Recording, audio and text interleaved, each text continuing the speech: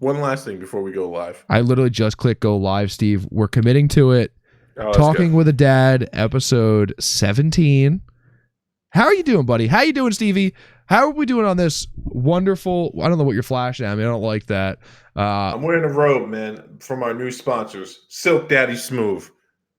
Before you get started any evening, always put on your Silk Daddy Smooth robe. Look at this thing, man. That looks comfortable. It's, we suffer from the same what I'm going to call long arm disease. You stick your arm out and your sleeve only comes to about here. And yeah, you know what? I don't think we could get over that. We're too large people and larger than life in many ways. But God, I hate not having a full length sleeve. Here, you've never lived until you've been into a business meeting or some type of conference where you're the speaker and you put your arm out and you lose all respect as your shirt slips up. Those shirts that I bought, right? I went and bought those 12 shirts and 2 jackets. The shirts don't do that. Oh, yeah, because you probably got them fit to your size, right? No, I just walked in and bought a bunch of shirts. Dude, my wife, once upon a time, we went shopping when she was still a store manager at Macy's, and she had me measured for my shirts. Mm-hmm. Best thing that ever happened to me. I mean, eventually the shirts shrunk because they shrink after you wash them. But it was for the first 3 months, it was amazing. Amazing. Yeah, I've been fitted for suits before, so I know that feeling. But these shirts were just plain extra large tall shirts, and they perfect length. Perfect. It's amazing. It's wonderful in many ways. So you know what, Zach? Go ahead. That is a wonderful feeling, just having new stuff, isn't it? Not even just having new stuff, but having stuff that works properly. But first of all, we were having a conversation which sparked us another 10-minute conversation before we actually started the show. What was that? We had talked about it was going to go up in one of the episodes. I believe it's the first episode this coming week on the channel. Right. Some game developers and where they're spending their time developing for and where they're going to be developing going forward. Let me preface everything you're about to say by... hold on. I want you to break it down for me first. Okay. So let's look at this. This is being reported by the Game Industry Statistics. We'll link it in the page. No, I'll forget to do it. So... All right. Just hit me up on IG and I'll send you a DM if you give us a follow. But you can go to the gamingscan.com/gaming statistics. And you get a breakdown of what's going on and what the trends were and what the trends are being predicted for 2020. But if you don't feel like doing that, just go to The Gamer on YouTube. And if you hit the 134-minute mark, it talks about when they were performing the survey with 4,000 developers and what they were going to be developing for. So before I got the numbers wrong, and I had it a little bit mixed up, but it's actually 23% PS5, 19% Nintendo Switch, and what was it for Xbox? Hold on for a sec. I thought it was 19%. No, it's 19 Switch, 17% Xbox. Okay. So what me and Zach were conversing about prior to the show was, what does this all mean? What does it actually mean to hear that these numbers are developers saying which system they're going to be developing for? Zach had said on episode 1 of the new episode that's going up of Gaming with a Dad that it was mostly exclusives. To that, I said, well, do you think there's a chance that there's something else going on? Is there something else happening here that we're not seeing? And then I want to follow this all up by saying that the remainder of that number are all developing for PC, which is the crazy part. Sure. Well, PC is going to be the biggest platform going forward. Yeah. Also, I'm looking at the global market value of gaming right here, and this is just a side note here. There is one section of $3.5 billion for browser PC games. Do you know what game nearly exclusively takes up all of that $3.5 billion? What game is that? Just RuneScape. Are you serious? RuneScape started out as a browser Java-based game. And I think in 2018 or 2019, it made $3 billion. It was its most profitable year yet since its inception in 99. It made $3 billion in subscriptions or like ads? Subscriptions, and there are microtransactions in the new version. I play old school when I play, but in the new version there is microtransactions. So in between subscriptions and ads, they made $3 billion. Anyway, so what I don't understand, and you kind of have not been able to quantify this to me yet. Well, are they information in the video for you to watch?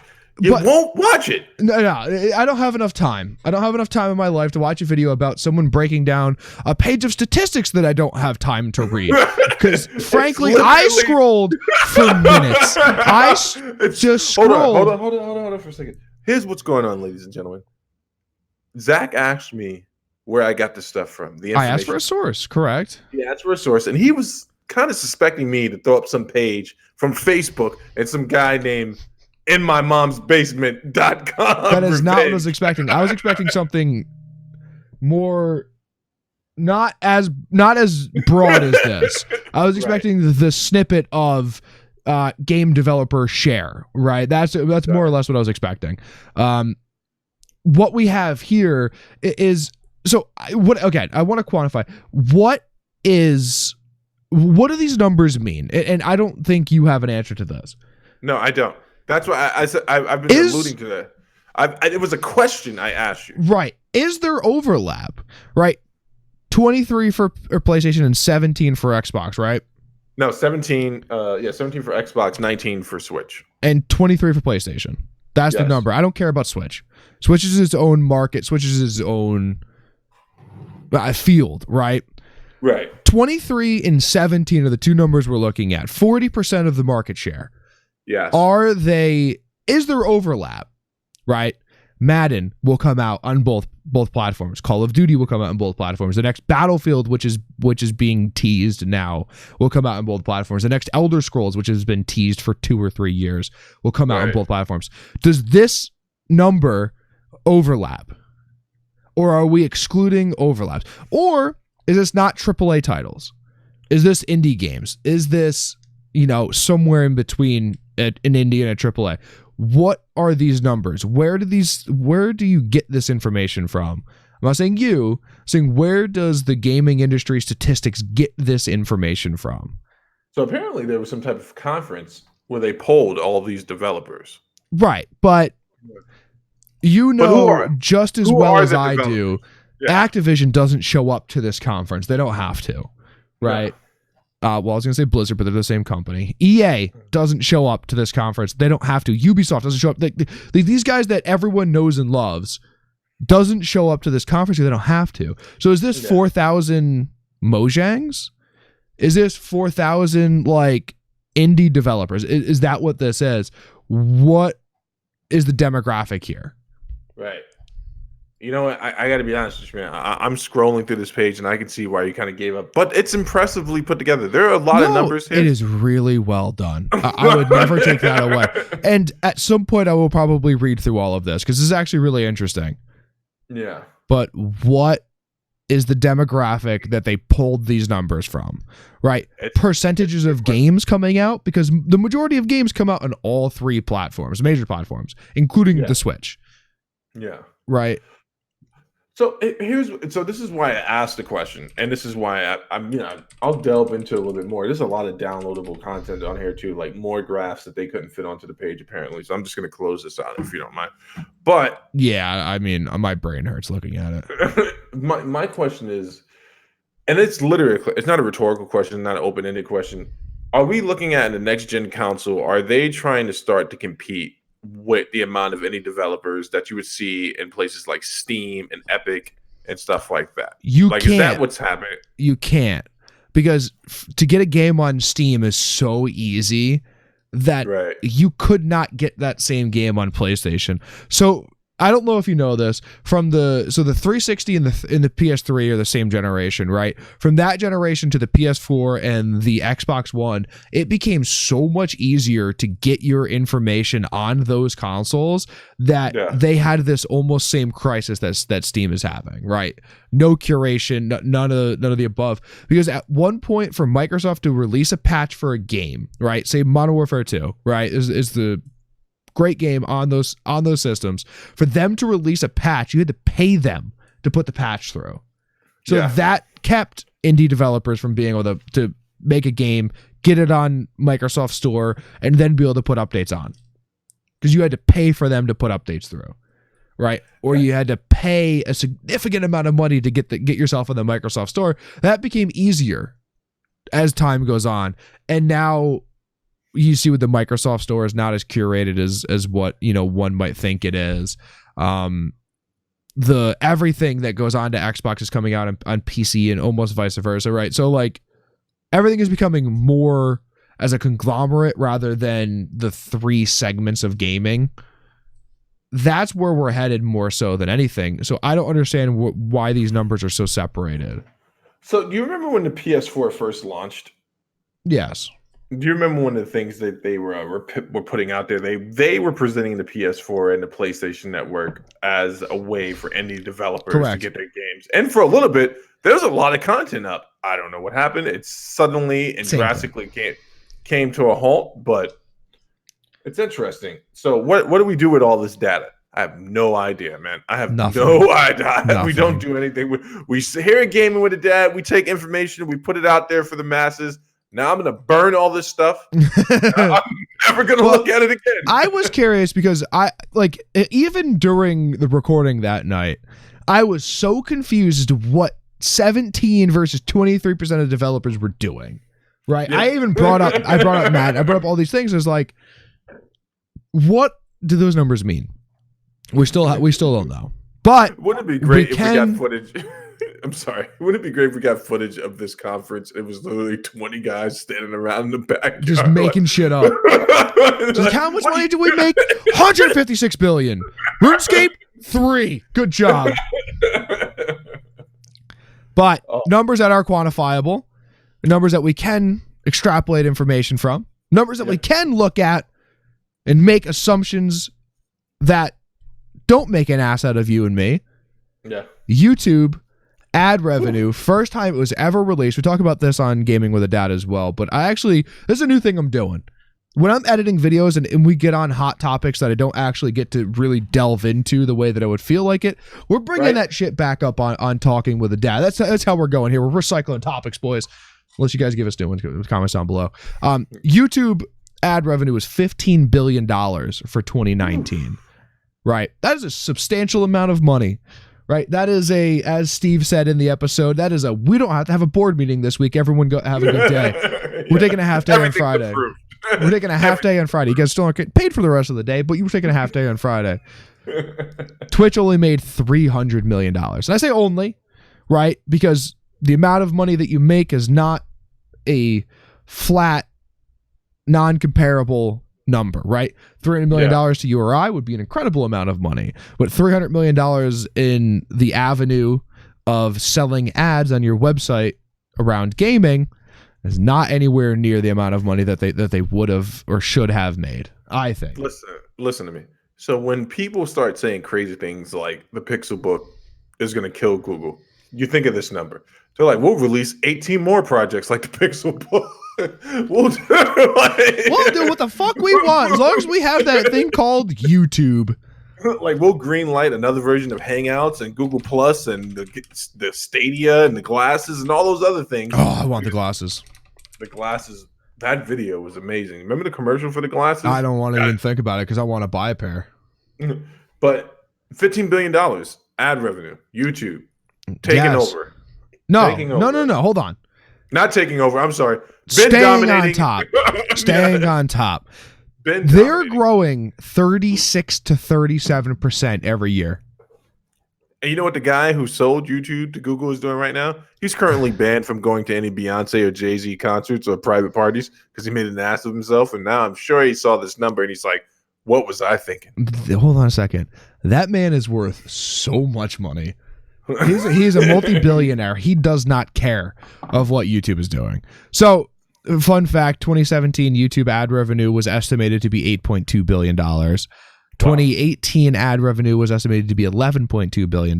And 2019 confirmed ad revenue was 15.1, which is actually not that much of it's only about 15% of what Google made last year. They made $98.1 billion. So it's like green light it all, dude. yeah, exactly. Which is, I wonder. This is just ad revenue. This is just ad revenue. This isn't even like the Google projects. How much money did they make? How much money did licensing Android make this year? Actually, they don't license it. It's open source. How much money did all of the other Alphabet company ventures make this year? This is $90 billion off of Google ad revenue. That's an incredible number. What did Apple gross this year? Just, I know it's a different market, but what did they gross? $1 trillion. I don't even know. Apple gross 2019. Quarterly did $53.8 billion. Good God. So 200 and change $billion. Actually, it was more. Their third quarter did almost 70 billion. How much did that bald guy from Amazon make in 5 minutes the other day? Oh, I don't even know. Bald guy from Amazon. He's gonna search me out and kill money. Jeff Bezos is worth 29 facts about Jeff Bezos' extraordinary wealth. While he might not be the most famous bald man, literally the second sentence, he's by far the richest. That was fun fact number one. Thank you, workandmoney.com. He made like $1 billion or something crazy, like in a few minutes or something. Maybe not $1 billion. The Amazon stock went up significantly recently, so yeah. I could imagine that it would make sense that he made $1 billion in a relatively small amount of time. And then he also said he was going to commit a whole $10 million to the fires in Australia. Oh yes. I donated 73 cents, and it's equivalent. If you take my net worth and just go put that decimal right over a bit. Yeah. So where does Google go from here? Like, we were talking about this the other day, so now we're just going to get into some pontificating. So they were having the COD leagues and stuff on there. Do you think Google at this point is ready to compete with major cable? Let's just throw some crazy stuff. So okay, I would be willing to say, and I don't have stats and figures and numbers like I normally would like to in front of me. Conjecture. This is all conjecture. This is all fact. Google watch time, YouTube watch time is 3 times that of standard cable. That is my hot take. Go ahead, Steve. Take it away from here. Tell me why I'm wrong. I won't tell you why I'm wrong. Why you're wrong. I would say that there are some things that would probably back that up, like the rise of the whole net neutrality conversation. Definitely came where revenue started to dip in other areas, and they needed to take control of that. Right. So your standard cable package was not a big deal to get internet before. All of a sudden, people stopped getting cable and they just start getting internet, and they start getting their content from somewhere else. Now we got to start controlling these things a little bit more, but I can't say too much because they do listen to me when I'm not wearing my tinfoil cap. So. That's a good point. So YouTube was on TV screens for about 250 million hours per day. Cable doesn't compete with that. Cable screen time 2019. This is an MRI from CNN Health. Yeah, I don't think I'm actually going to be able to find figures for that. I would have to get it off your page right now. I would need someone to give me some facts on what the watch time, and they don't have numbers for this, which is hilarious to this day. That the Nielsen rating that's what it is for radio, right? Right. Is the Nielsen rating for whatever they have for TV? I think it probably still is some form of Nielsen rating.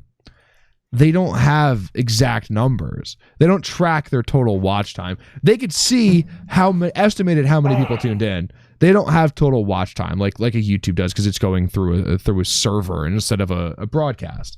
They have those weird census boxes. Those things still exist. Remember, you would go to someone's house every once in a while, and they had a weird white box next to their cable box, and it would just be like clocking data all the time. They still do that thing, or what? I haven't seen one in years. Like an extraordinary amount of time. I mean, I'm surprised you don't have one at your house. What? And just for the fact that it would just say 0 all the time. You see that door right there? Behind that door, there's some of the greatest ancient tech you've ever seen. 8-track players. Pull it out. Players. Pull it out. Just no. Like I said, they listen to me when I don't have. Oh, okay, right. So really, the conclusion here is, where does YouTube go? If you're growing AdSense revenue 36% every year, you don't do anything. You keep on the same exact track. If you stop doing everything right now and we're just like, okay, we're just going to ride out this 36% for the next 3 years before something fucking stupid happens and we lose something, you ride it out for the next 3 years. What do you do? Nothing. You continue to improve YouTube. You continue to sign big names to YouTube and to their streaming platform, right? That's what you continue to do. You continue to make the right moves to make your platform the premier platform, or in YouTube's case, keep it the premier platform and don't let the other competitors catch up to you, right? That's where people, i.e. John Jones this weekend, is going to have some struggles, because once you grow complacent, that's when you stop, striving to make the changes that you need to grow your business the way that you had when it was nothing. Zach, I knew you were a psychopath, but I didn't know you suffered from player haterism.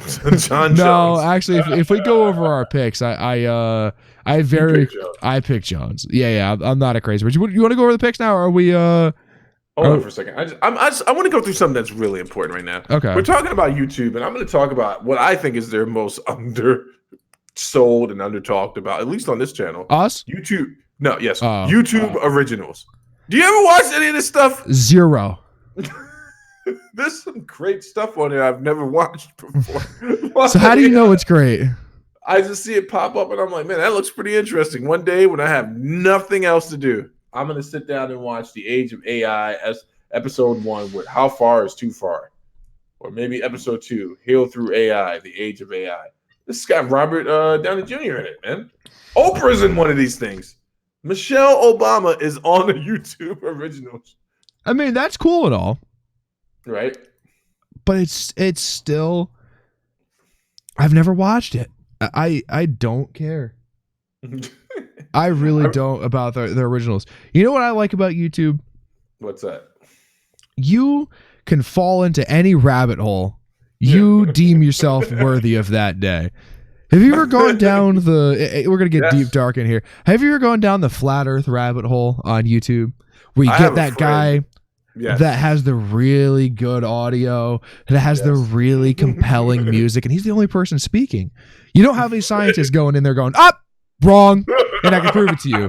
No, that's also false, and that's just made up. No. He's going down a deep, dark rabbit hole. He has a mic. Sounds really similar to mine, most likely. Has a really deep, slow voice. Speaks with confidence. Speaks with authority. And most convinces you that they're... Yeah, that's a good point. I've gone down the rabbit hole and fallen asleep and woken up to white nationalist videos. Like, I went to sleep watching Star Wars videos, and next thing I wake up, it's like, America needs to abandon. And I'm like, what the hell? You're like, wait a second. And then your children just sitting around in a circle, swaying back and forth, going, this is the stuff that we like. Hey, so you want to hear something funny? I need to go back and re-listen to our commentary on Paige Van Zandt. I was informed that I might have said something sexist, and I said that could not have been me. That was more than likely Zach. What did I say?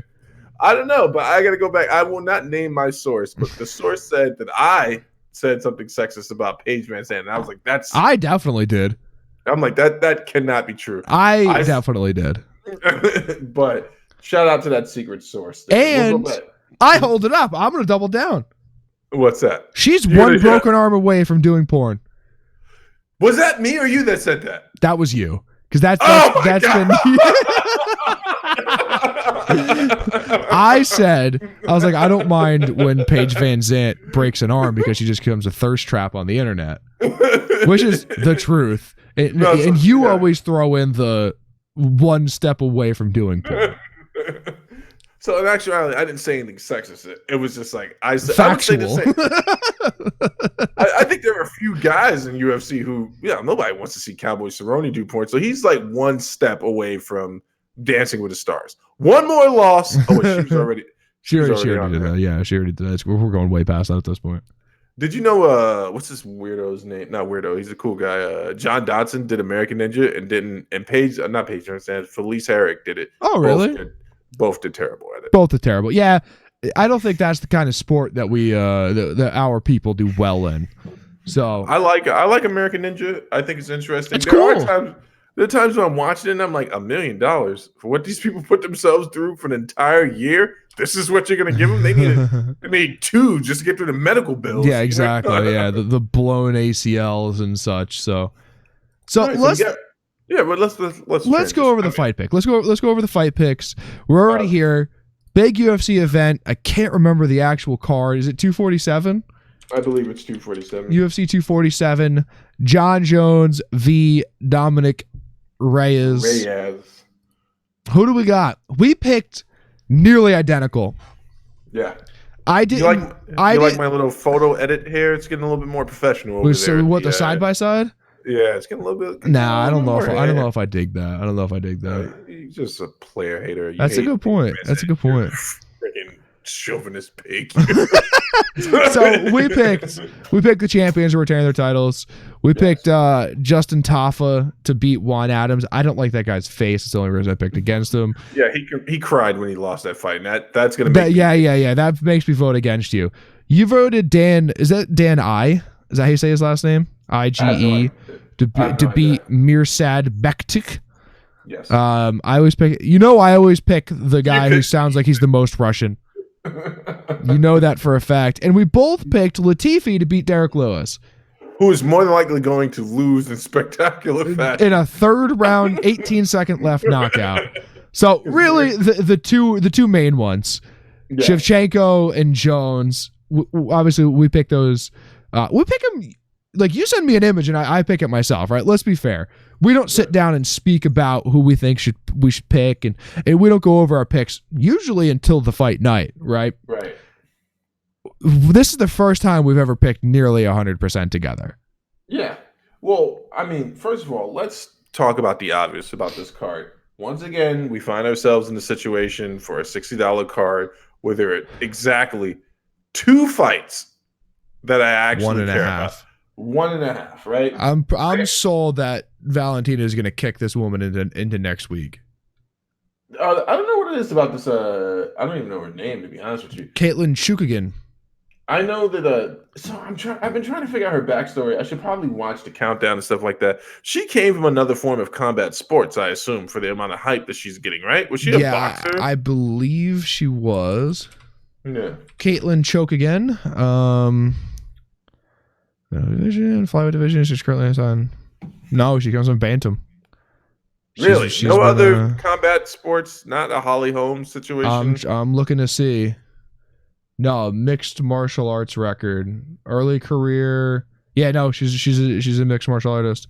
She's been in the UFC for 3 years. She fought on McDonald versus Lineker. Really? That was her first fight card.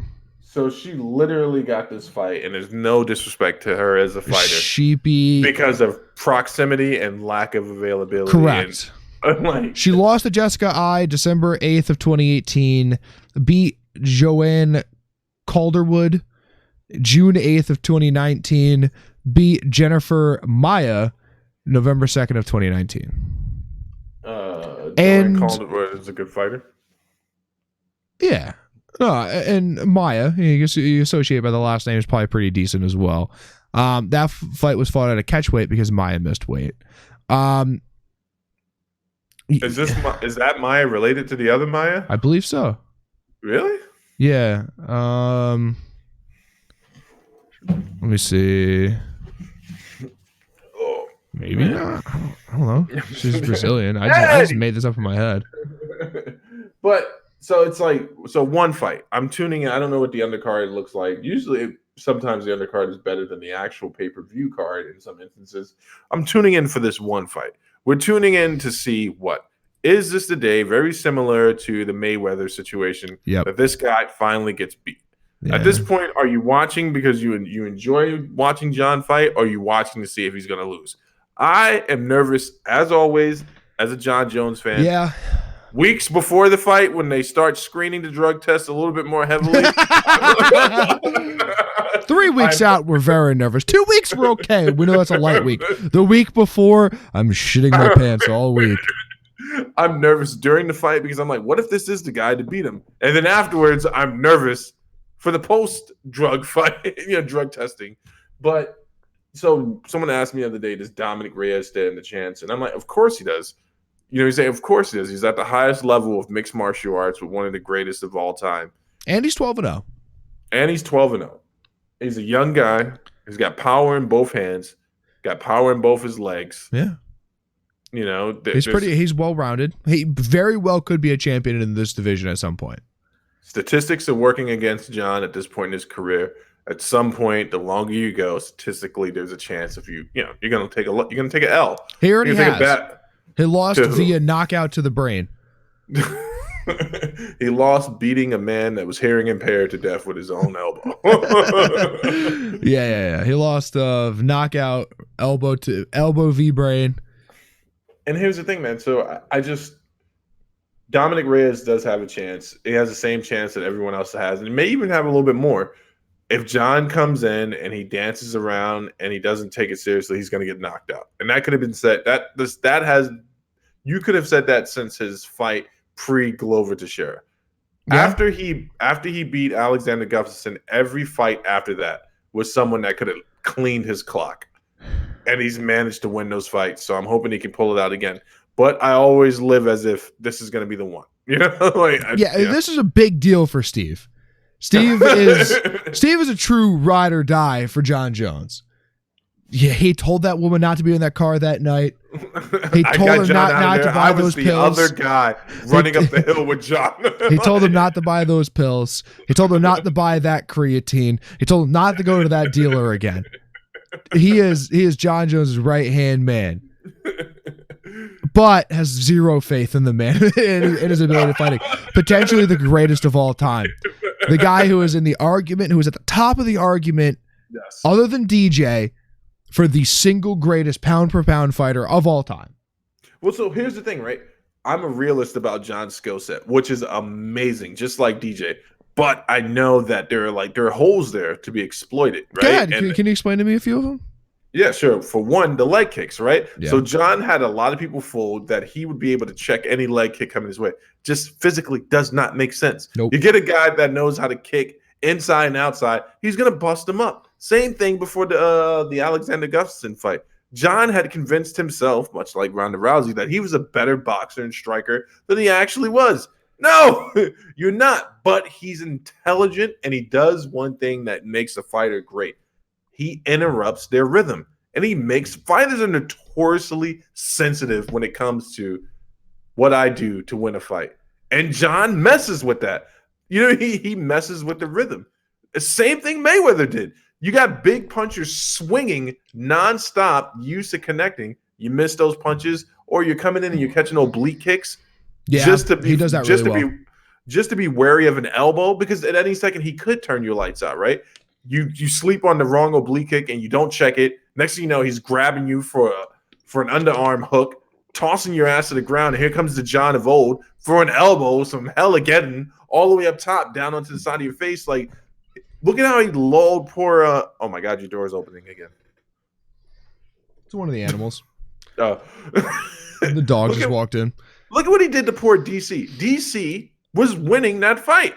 He was winning that fight. And he lulled that man into a false sense of confidence. And next thing you know, here comes the high kick. So I'm very realistic. John is the greatest of all time, but even the greats get beat. The only reason Mayweather didn't get beat towards the end of his career is because he picked those last fights. His last fights? He picked the last 15 or 20. No, Marquez. I always forget this poor guy's name. He beat Adrian Broder, and then he fought Mayweather. And Mayweather got saved by the bell, their first fight. Okay. He got hit the hardest he had been hit in a long time. What is that guy's name? Adrian? Oh, never mind. I'm not going to go through this. I go through this every time. I forget the poor guy's name. So Mayweather did something fantastic that no one's ever done. He fought everyone at the right time. Oh, yeah. Everyone at the right time. He fought Canelo at the right time. He fought Pacquiao towards the end of his second career. Mm-hmm. Right, because Manny Pacquiao's making a resurgence again. Oh, Maidana. Maidana is the guy. Yeah. First, I see this. Yeah. I see that they fought him twice, back to back in the same year. Yeah. Which kind of interesting actually. But Go ahead. he fought De La Hoya in 2007. How much longer did De La Hoya fight after that? He made De La Hoya look like a punch-drunk, Right. overswinging idiot But I'm in saying that fight. De La Hoya retired in 2008. He fought him Okay. at the end of his career. He fought Sugar Shane Mosley maybe at the tail end of his peak, too, I would say. So his last 14 fights, I'm saying 15, 14 fights. The After only one I won't Gotti, give you is I won't give you Canelo, right? Because he fought Canelo, a young Canelo, dude. He fought a young green Canelo who still was the same boxer. In fact, he helped Canelo's career. I want you to go look at Canelo. No, I agree. Look at Canelo pre-Mayweather, and then look at his fighting style after Mayweather. Yeah. When you look at him fight Triple G, I saw some very familiar movements. Yeah, I agree. But watch him fight back to Kovalev. John. Oh yeah. But back to John, right? The only thing that worries me about this Reyes fight is because another chink has been shown, another kink in the armor has been exposed with the leg kicks. I'm sure he's been working on that and what he's going to do to that. It's just interesting. I don't know if John's going to slow down the pace to a crawl or if he's going to slow it down just enough to dominate. We'll see. But I got to make it through these other fights first. And I don't know if I'm going to do that, man. I don't What are you going to fall asleep on me? No, I never fall asleep on $60 fight cards. They're too important. They're too important. So, who's on the undercard? I actually don't know. I looked it up earlier. I closed it because I looked at it and didn't care.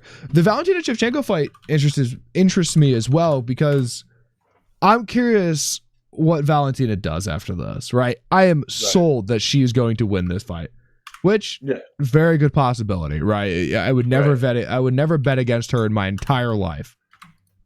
What does she do after this fight? Does she go up? Does she take the Nunes fight again? Although she's already lost twice? Yeah. She couldn't even take it again. So yeah, it's really hard to get that third fight. It's really hard to get a third fight when you've lost twice, unless you're DC and John, because they would book that fight immediately. DC said he's not He's not. Why would you be? All.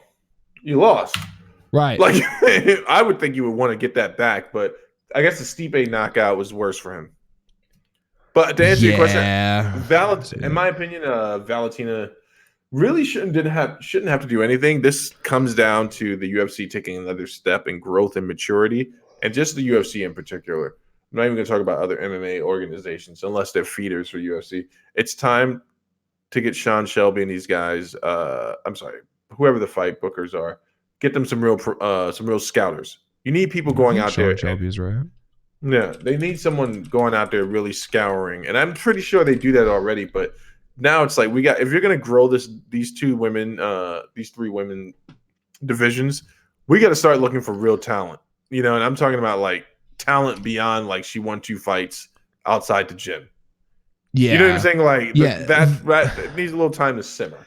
We could very easily probably pump up the women's division in the UFC, but I'm still sure that they're unsure whether they want to keep the women's divisions or not.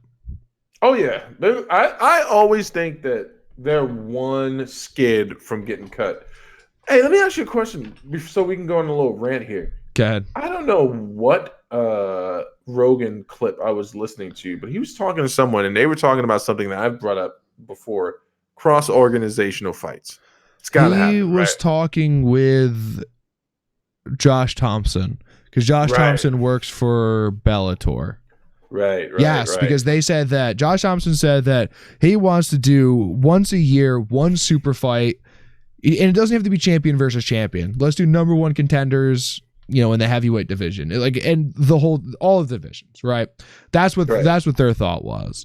I would like to see. There's some interesting fights at 70, right? 100%. Lima versus Usman. Yes. I'd love to see that. But who do you, other than that, who is there? Bader? Is Bader going to fight Stipe? Ryan Bader at heavyweight? He's the light heavyweight champion of Bellator right now. Oh, that's brutal. I'd actually, you know what? I would like to see Bader fight Stipe. I know Bader has wanted to run it back with John for years after getting choked out. Like, he has wanted that fight back. Yeah. So, well, I mean, he wants to that fight back the same way that one guy at the bar wants to fight you when he's like, "Yo, I'm coming over there." And you're like, "I'm standing right here, bro." Yeah. You don't have to fight too hard to get to me. Who are the current champs? Rafael Lovato Jr. at middleweight, although he can't fight anymore. I think they're forcing him to retire. Patricio Pitbull at lightweight and featherweight, and a man whose name I would not even be willing to try to pronounce at bantamweight. And Cyborg. That fight was kind of a dud. Yeah, I mean, what are you gonna do? I don't even know where. Like, is Paramount still putting money into these Bellator events? It seems like they got them the type of deal where they're like, "Hey, you're on the streaming service now." They're not even on the network. They're not even on the network anymore, bro. It's like it's no, they just, are. So certain fights are. Certain fights are. Okay. Not all of them. Not 100% of them. Yeah.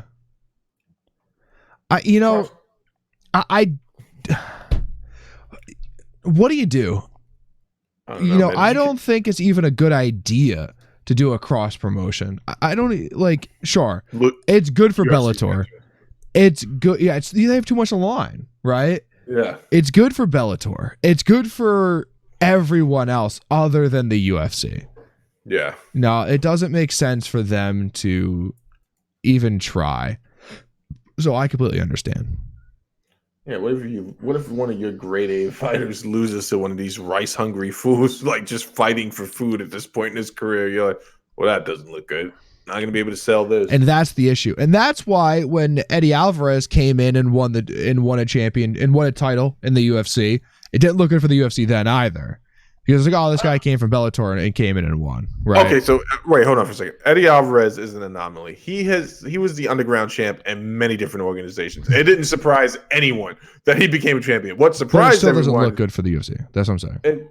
What surprised everyone was how great that fight was between him and Cowboy. And Cowboy, that was when Cowboy was streaking yet again. Yeah. 6th or 7th time. Yes. He kicked poor Eddie Alvarez in the leg so many times. But Chandler's another guy. If they brought him over from Bellator, he would do well. I think he would do extremely well. You know who else would too? Michael Venom Page. No, that's an absolute lie. That man would get picked up and thrown out.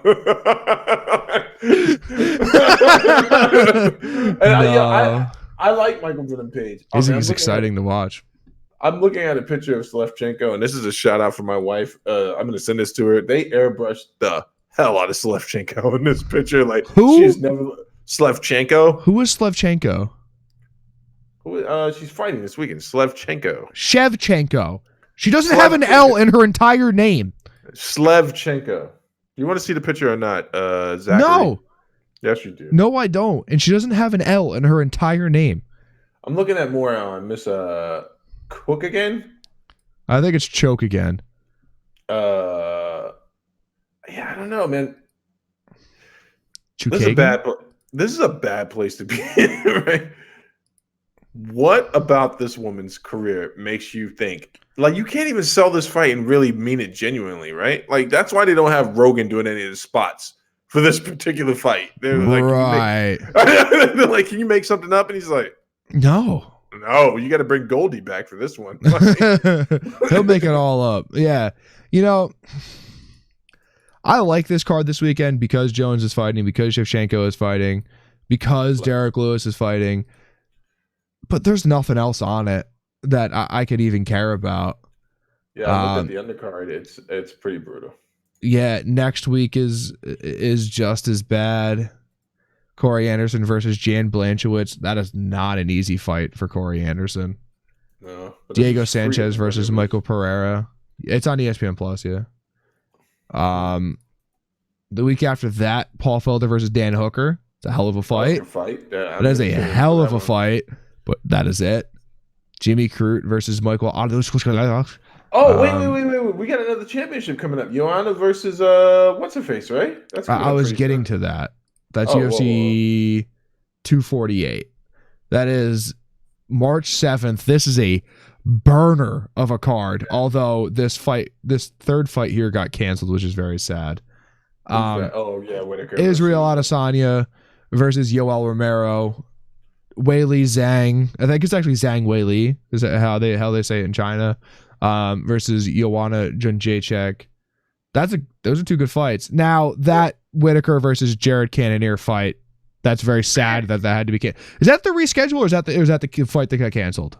It got canceled, but I think they are. I mean, they're going to reschedule. They're going to reschedule it. Neil Magny, my guy, I love this dude. Just down to fight whoever. Down to fight whoever. Just I heard doing Neil the damn Magny thing. showed up to the zoo once, and Dana was like, "Go fight that bear." He's like, "Okay, Okay, I got it. Don't worry about it. Yeah, so those are good fights, but then you get Kevin Lee versus Charles Oliveira after that. That is a Actually good fight on that card. Oh, wait, Johnny Walker versus Nikita Krylov. Hold on, bro. We're psychics. We called this. We actually called this in one of the episodes when we were talking about what next with Kevin Lee, and I said he should fight Oliveira because they're both streaking. Yeah, Kevin Lee's not streaking. He's like one in his last two fights, but I mean that's streaking for him. He knocked poor Dizzy Gillespie. Gregor Gillespie. Yeah, that was brutal. Every time I think about that knockout, I think about him like this guy's a world beater. He's gonna be oh son of. It was actually literally he was saying that.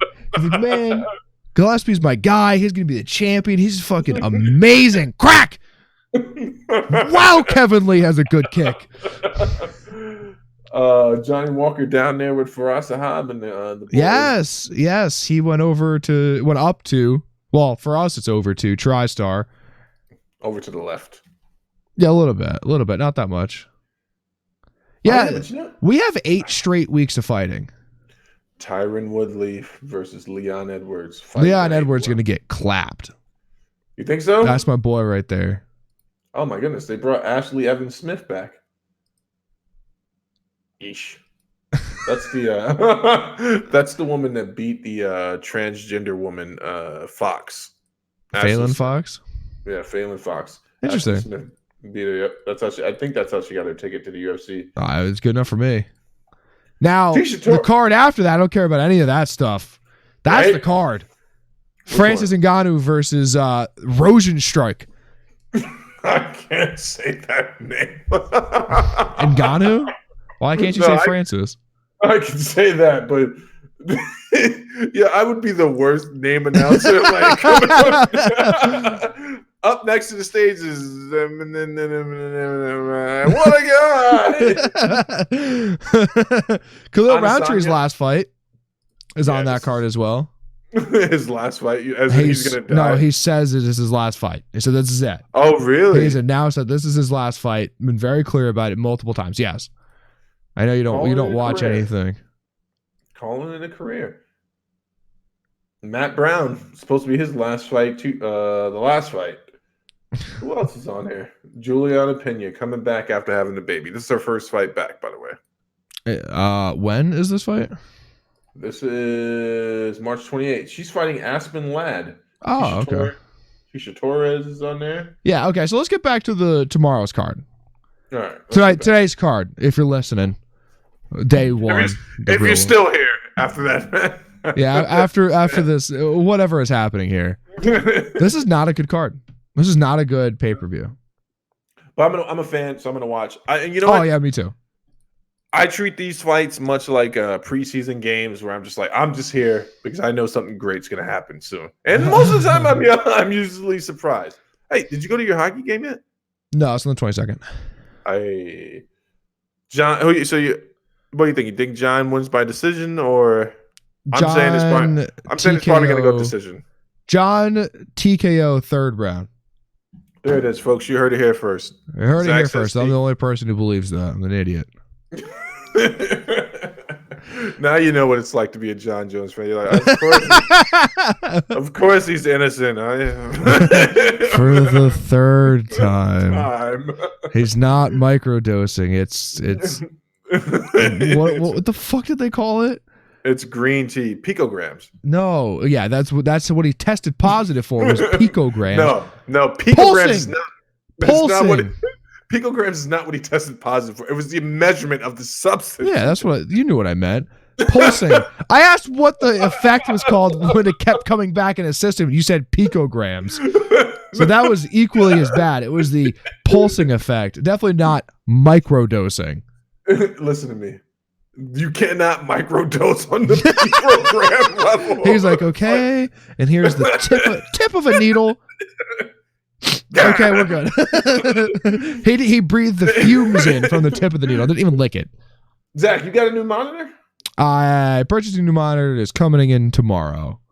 Can you screen share that or something? You're like supposed to be real tech savvy or something, right? Can't you show I the people can, what you got? and I actually thought about this the other day.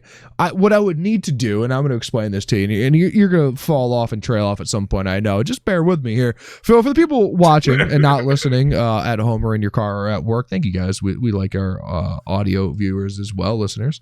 I would need to make a second scene, so what would happen is that it would just take up the entire scene, right? What I would really like to do is be able to share my screen, but have us drop down under it.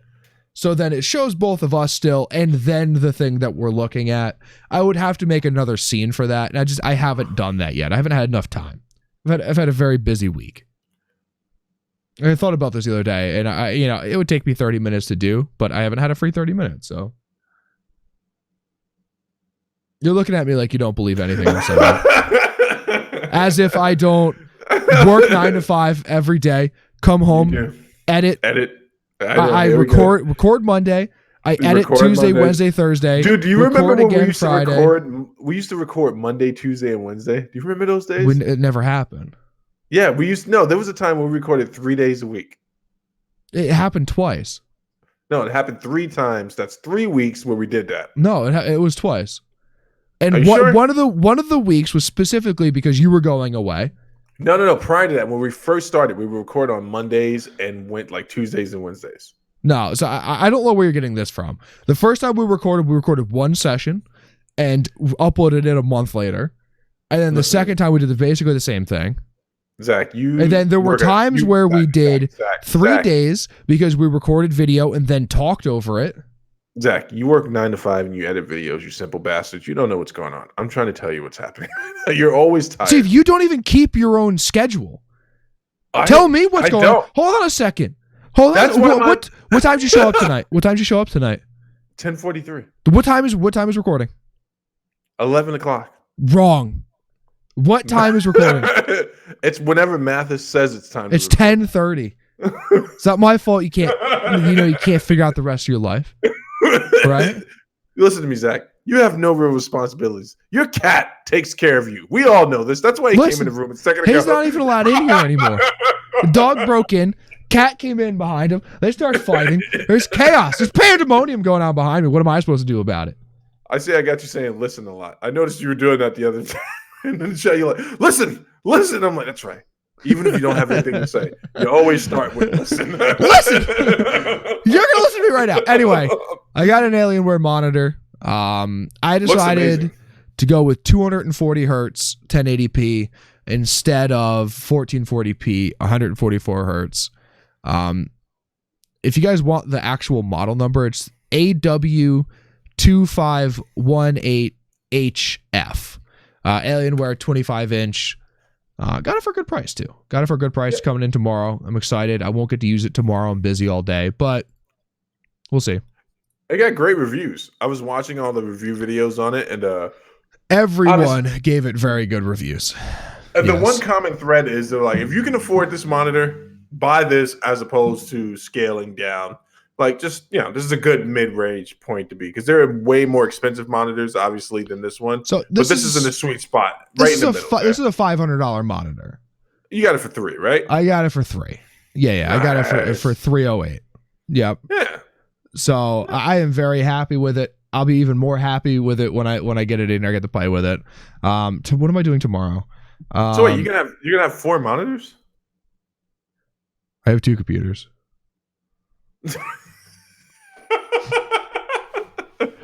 The next question was going to be, do you need your 4th monitor? And the answer is yes. I have plans.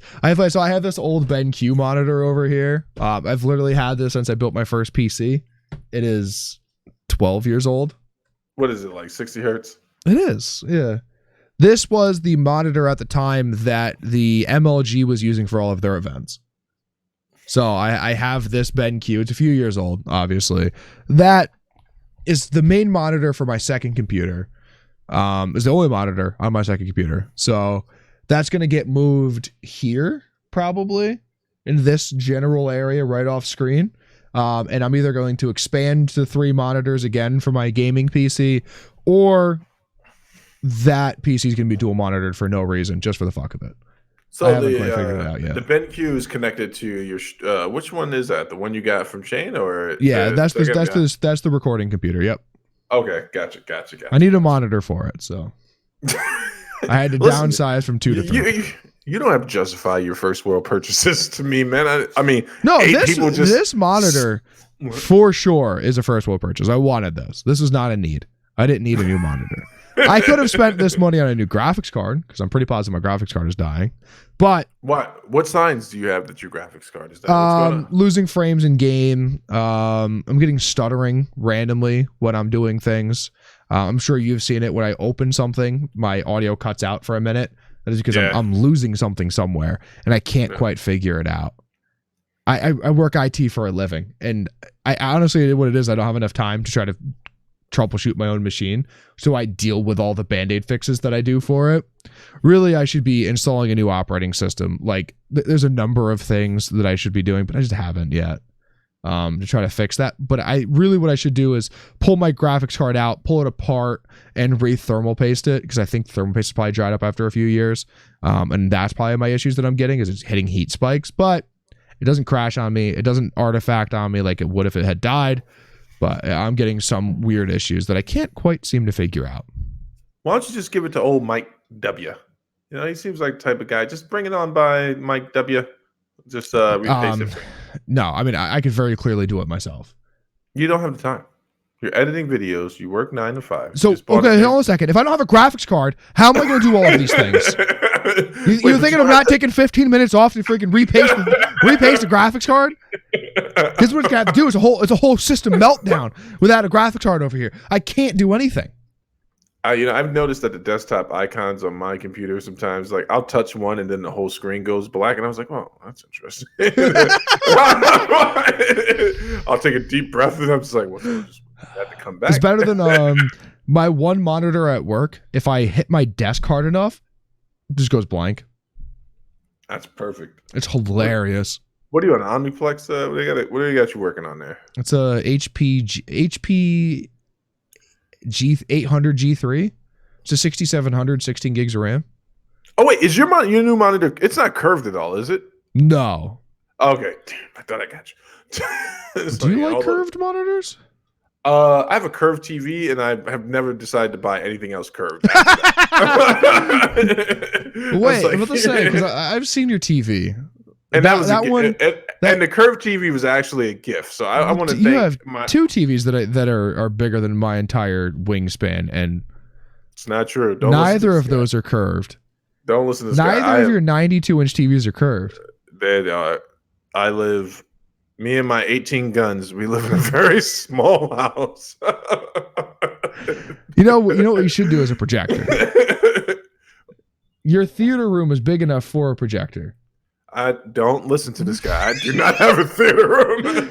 Actually, hold on. Your East theater room. I'm thinking about it now. I got tired the last time I walked across your house. This is my projector right here. Did I ever tell you about the last job I was on? I had a full screen. This is HD, by the way. That's adorable. Can you project it on the wall behind you? I can. So we could put subliminal messages up there? Yep. It's just like Frank Pun. Subscribe. Yes! Why aren't we doing that? Because it's too much work. Who's going to set all that up, Zach? I mean, I don't have anything else to do. Well, I'm glad you got a new monitor, man. So if you get a new video card, just send me your video card. I'll repaste it and do all the work that you don't think I know how to do, and I'll just do it for myself. You will not be touching this graphics card. You think that I wouldn't just transfer it from this machine to that machine? I know you. And then take that machine out and go, I have a free 1060 now. That's what I have right now. That doesn't benefit me. Well, I mean, you could SLI it. For what? to SLI it. Why? Oh, yeah, wait, hold on a second. Let's go. Let's take it a step back. Why did you put Linux on a PS3? Because it needed to be done.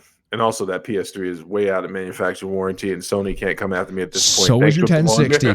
Why would you not add a second? That doesn't void warranty. You just have 2 of them now, and it's better. How is it better? It's not going to make it's Jedi Fallen Order. It's not. That's most of the games can't even take advantage of that. Most of them, but you know what can? What? The Witcher. That's a good point. It has hair physics. It has the NVIDIA hair physics. That's a good It's going to make your point. Witcher 3 gaming experience better for the next 15 minutes. You're going to play it, realize that you're stuck because you put it on too hard of a difficulty when we warned you about it, and then quit. I actually played the other day, went down to difficulty, still lost. I was like, computer's above my head. It is not an easy game. It is not an easy game. You know, it's not an easy game running Rockstar games. Wait, hold on for a second. Are they really in trouble? No. This is the last one for the night, by the way. We're gonna have to cue. We're gonna have to cue the other two. That's fine. Because no one cares about Birds of Prey, right? I don't. And Zach wants to be a Twitch consultant, which I think I very well could be. I know more about Twitch and the hardware required than anyone that you know, Steve. Listen, doesn't matter because YouTube is about to pee all over Twitch. And guess what? I then rip one business card off and the second one's there. You're just like standing there like, yes. Actually, it should just be a streaming consultant because I could do all platforms, including if you wanted to do Mixer for some reason. That's a good point. Ninja also did Fashion Week. I saw that. It kind of flopped, didn't it? He had that Adidas thing. I don't think it flopped. I don't know if there's a metric. If people showed up, then it's not like they're selling any of that stuff. Oh, okay. Well, he has a shoe. Have you seen Have you seen the Ninja Adidas shoe? No. Pull it up. Pull it up. You're gonna think it's disgusting because I thought it was disgusting, and we have very similar taste in things of taste. Well, I'm going to pull this up. You keep talking about what's going on with Rockstar. So Rockstar Games, Dan Houser was one of the main guys, one of the main writers, actually wrote the Bully game, wrote Red Dead Redemption, wrote the Max Payne series, co-wrote every other game Rockstar has ever released, has left the company. Did he give her a parting reason, or was it just like... It's just time to move on. Oh, yeah, okay. It's just time to move on. He's been with the company since its inception, right? The Houser brothers are really what made Rockstar into be what it is. Rockstar well known for Grand Theft Auto. Bully was an amazing game. LA Noire, the Max Payne series, Midnight Club, which are hilarious games. So, I mean, but he's credited here with writing Grand Theft Auto 1, London 1969, Grand Theft Auto 2, 3, Vice City, San Andreas, Liberty City, and Vice City Stories, 4 DLCs, China Wars, Red Dead Redemption 2, Red Dead Redemption 1, the DLC, Undead Nightmare, Grand Theft Auto 5. This man has a resume that would put any company on watch, and stepped away. Now, is Rockstar in trouble? Maybe. A little growing pains coming their way. Yeah, he's leaving on March 11th. He's still there for another month. At this point, would he have written another game? Probably. Right? If Grand Theft Auto 6 is set to come out in 2021, right? Say it's set to come out next year during Christmas time. The game's probably already written by now, right? It's probably written. It's probably in production. It's probably being worked on, bug tested, all of the above, right? Because Rockstar is notorious for having no bugs in their games when the game is released ever. First one to do it. So is he probably going to get producer credits on the next Grand Theft Auto? No. Is he going to get writer credits on the next Grand Theft Auto or voice actor credits on the next Grand Theft Auto? Probably. I would say that he probably does. But you never know why someone, especially an executive, leaves a company right out of the gate, right? Right. Why did he leave the company? We're not sure. He said it was just time for him to do it. He's, been doing it since the early or the mid to late 90s. He wants to move on. He probably has enough money where he doesn't need to work anymore. Yeah. He went to the University of Oxford. Jesus, he must be incredibly intelligent. So that probably means he's in what they would call the passion project phase of his life, right? So he's got Probably. enough money where he wants to make a Death Stranding game, something similar, right? That was a Death Stranding thing. Well, I mean, so I'm trying to think of any other L's they took last year. So they had to. I don't know if you consider Nothing. the Red Dead Redemption relaunch on PC an L. Is that an L? No, because because they sold a lot of games. Right. They sold a lot of games. They made a lot of money. This is what Rockstar does. Yeah. It's only an L for the consumer. Correct. Which, again, we're speaking business, is not an L for the business. That's a good point. He is estimated to be worth about $100 million. Oh, okay. Whew. He doesn't need money, right? His kids will have money. Generational wealth. You know, what does this mean for Rockstar? You're gonna have to find another incredible producer and writer for your games. Will it make the next Grand Theft Auto any worse? Probably not. Will it make the DLC for Red Dead 2 any worse? Probably not. You guys, when an executive like this and you're someone who is very hands-on and very involved in what his company did leaves, you see a lot more growing pains than you do actual effect to the consumer. You see culture changes within the company. You see other people leaving as an act of faith, or is just not wanting to see what happens next with the company. Will you see this Rockstar? I probably think not. I probably think he left on good terms, and he left for a reason of his own, right? And nothing was probably feuding inside of Rockstar. You know, whether or not they were fighting with Take-Two, their parent company, who knows? But you know, it's sad to see him go because they've made it a lot of incredible games, and he's been he has writing credits on some of my favorite games of all time. Some of the biggest games in history. Grand Theft Auto 5 is the biggest game in history. Mm. He has writing and producing credits in Grand Theft Auto 5. So, you know, what are you gonna do? How do you move on from here? Yeah, you have to, right? Yeah. But I mean, how do you fill that hole is where I was going. How do you fill that gap that an incredible writer and producer leaves?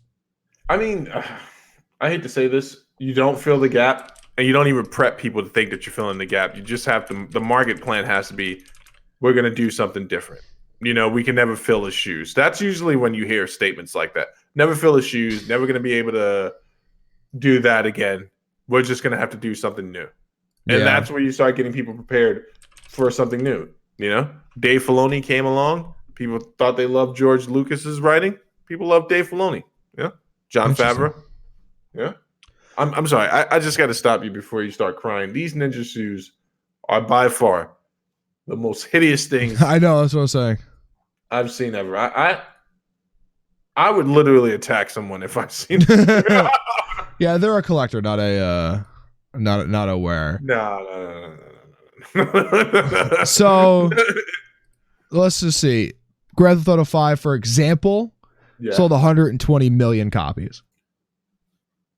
120 million. Yeah. 120 million. 2 games beat it ever. Tetris at 170 million copies and Minecraft at 180 million copies. I hate that game, man. You've never played it. I hate the way. You know what's number 5 on this list? It's actually disgusting to me. It's PlayerUnknown's Battlegrounds. No, God of War doesn't even make top 30. PUBG is 50 million copies sold. I've never played that game. Let's see. Let's scroll down until we hit the. Oh, it only goes to list 50, and God of War is not on there, and it's probably not in the top 150. You know why? Bunch of player haters. Yeah. It's not a game that sells high numbers. It's a great game. Which is why it doesn't sell high numbers. Right. That makes sense to me. Exclusivity is what I'm trying to point out here. To use that quality over quantity, buddy. You know what? Listen, we'll keep rocking and rolling. Rockstar will keep making games, and I'm trying to think of what did San Andreas sell when it came out for that? Was on the PlayStation 2. Good God. Yeah. I'm not sure. Grand Theft Auto 4 sold 25 million. So it's probably less than that. Grand Theft Auto Vice City sold 20. I can't imagine San Andreas is any less than 20 million sold. That was a great game, man. San Andreas? Oh, San Andreas is 27.5 million copies. Fun They've fact. sold a shitload of games. First and only Grand Theft game I've ever played. San Andreas? Tried to play Vice City, and I was like, "This really good." Vice City's a very good game. Yeah. Do you know the story behind Vice City? Yeah, I know it's a cheap ripoff of Carlito's Way, Scarface, and no. Do you know the story of how Vice City got made? Oh no, I don't. I forget the order. 3 gets released. They go down to Miami as a party. They party in Miami for a week as celebration for GTA 3 coming out, and immediately go home, turn around, and make Vice City. Really? Yep.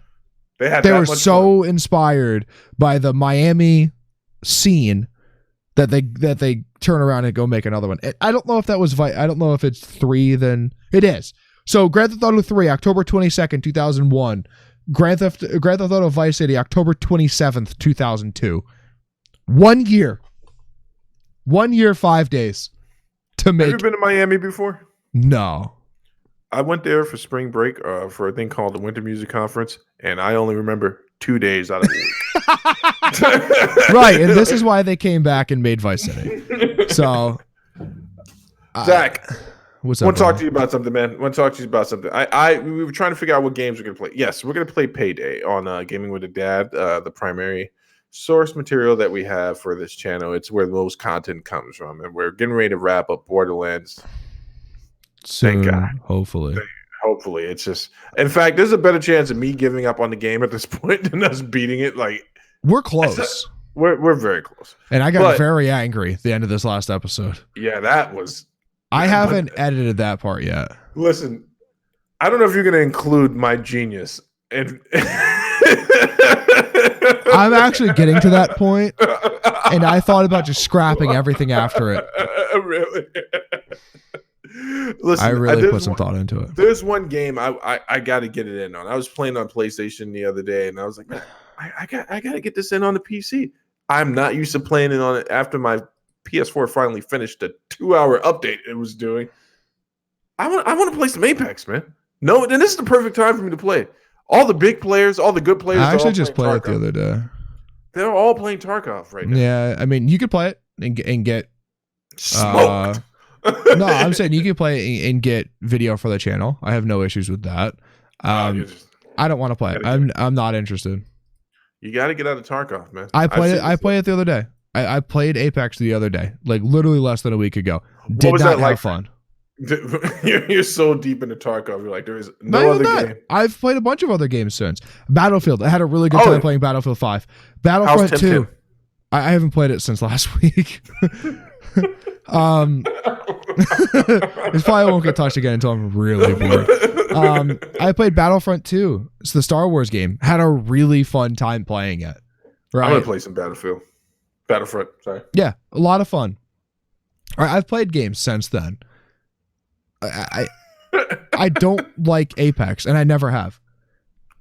Apex looks amazing. It looks amazing. Go ahead. I'm not stopping you from playing. You are more than welcome. No, I can't. You are more than welcome to play the game, get some recording. We'll talk over it for a week of episodes. We're talking with the dad.